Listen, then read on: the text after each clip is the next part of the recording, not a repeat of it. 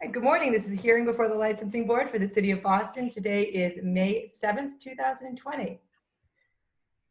Disciplinary hearings on May 5th, 2020. There was one agenda item. The licensee is 12 Hemingway Manager, LLC, license premise 12 Hemingway Street. Manager Karen Suri. The license is Lodging House License LB 129111. The date of the incidents are April 4th, 2020. Responding to a call for a fight, April 8th, 2020. Responding to a call to investigate a person, April 12th, 2020. Responding to a call to assist with a removal, license premise inspection, failure to follow non-essential business order, April 12th, 2020. Responding to a call to investigate a person, April 15th, 2020. Responding to a call for a noise disturbance, April 23rd, 2020. Responding to a call for assault and battery with a deadly weapon, license premise inspection issued 4/29/20, patron assault by means of a dangerous weapon and failure to notify police. Date 4/29/20, license premise inspection, patron drinking alcohol on public sidewalk in front of license premise. Okay, I think I'll start. I have reviewed the safety and operations plan as well as the mental plan that they forwarded over on Wednesday after the hearing, Tuesday after the hearing.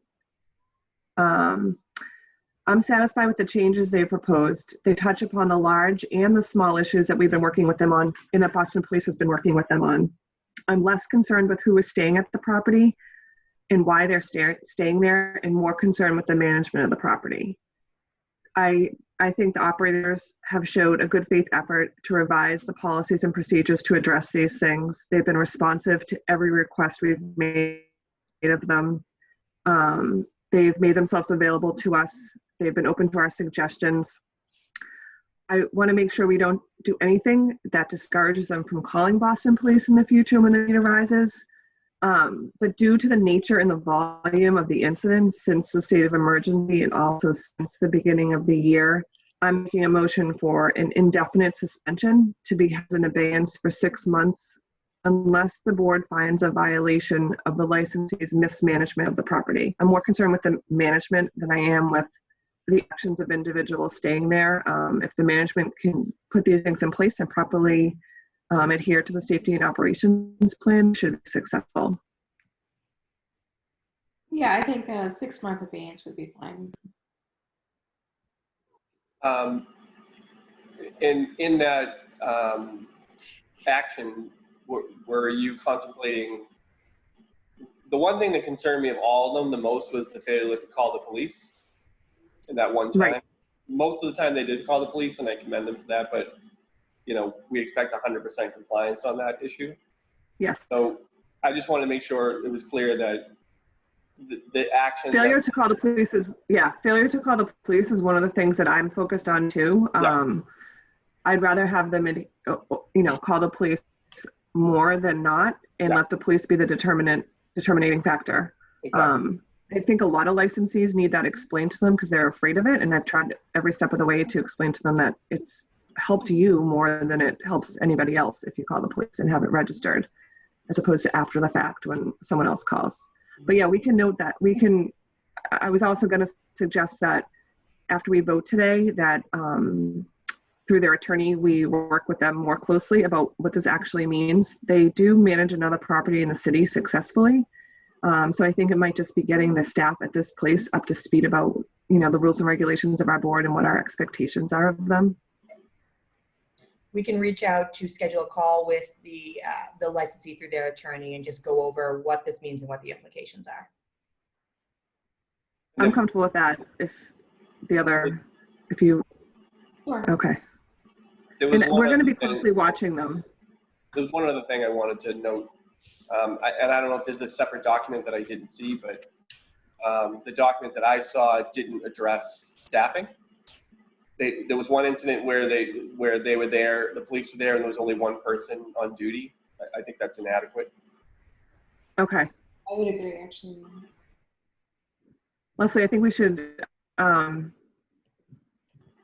ask for more on staffing in writing from them.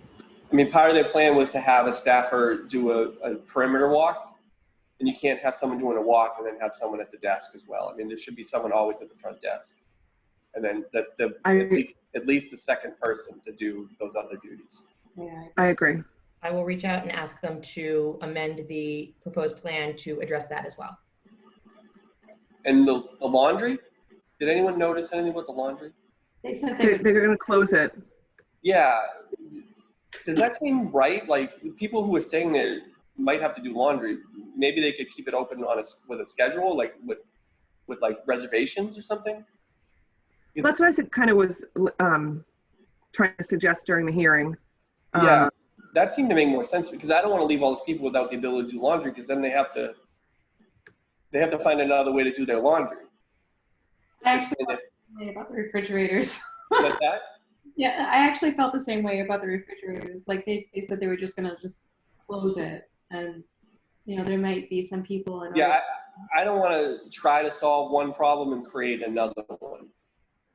So I just, if we continue to work with them on the issue, like shutting that down, if they're going to have people staying there, those people are going to have to do laundry at some point. And otherwise we're sending them out to a laundromat or something like that. And that might not be the ideal thing for those people. I think we can talk to them about that too, and make, some comments and suggestions to the last plan they submitted to us.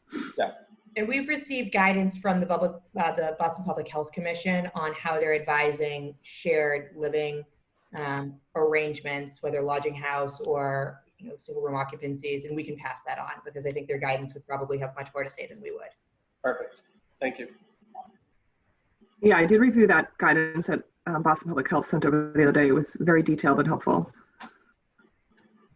So it is the board moves for a indefinite suspension held in abeyance for 6 months, only to be served if there is a violation the board finds a violation during that time that is due to the mismanagement of the property.